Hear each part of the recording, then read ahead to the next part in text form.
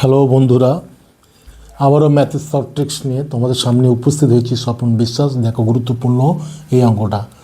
একটি চৌবাচ্চা এ ও বি দুটি পাইপ যথাক্রমে 20 মিনিট ও 25 মিনিট পূর্ণ করে।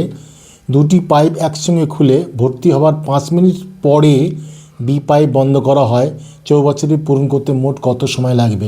5 মিনিট আগে হলে কি হবে তার একটা সংক্রান্ত ভিডিও আগে দিয়েছি, না দেখে থাকলে দেখে নাও।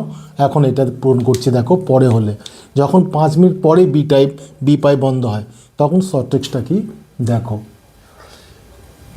সেকেন্ড ব্র্যাকেট দিলাম 1 মাইনাস ফার্স্ট ব্র্যাকেটের মধ্যে কি করলাম, দুটো মিনিটটাকে যোগ করবো উপরে, 20 যোগ 25, আর নিচে ওটা গুণ করবো 20 গুণ 25। তাহলে কত মিনিট পরে? 5 মিনিট পরে, ইন্টু 5। ঠিক আছে, সেকেন্ড ব্র্যাকেট এখানে ইন্টু করবো কি, বি পাইপ বন্ধ। কোন পাইপ খোলা আছে? এ পাইপ। তাহলে এই পাইপটা কত মিনিট? 20 মিনিট। আর মোট সময় লাগবে বলেছে, আগে 5 মিনিট নিয়েছে, এই 5 মিনিটটাকে যোগ করে দিচ্ছি। তাহলে দেখো 1 মাইনাস 45-এর এটা হচ্ছে 5, তাহলে 45-এর 100 ইন্টু 20 যোগ 5 20, এটা হচ্ছে কত? 5 দাম 45, 5 20, তাহলে 1 থেকে 9 20, তার মানে 11 20, তার মানে হচ্ছে 11 20 ইন্টু 20 যোগ 5, তাহলে 20 20 কেটে যায়, তাহলে 11 5 কত হয়?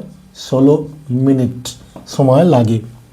তাহলে যখন বি পাইপ, যখন এ পাইপ বন্ধ করে দেওয়া হচ্ছে, যখন এ পাইপটা বন্ধ করে দিচ্ছে একই কথা।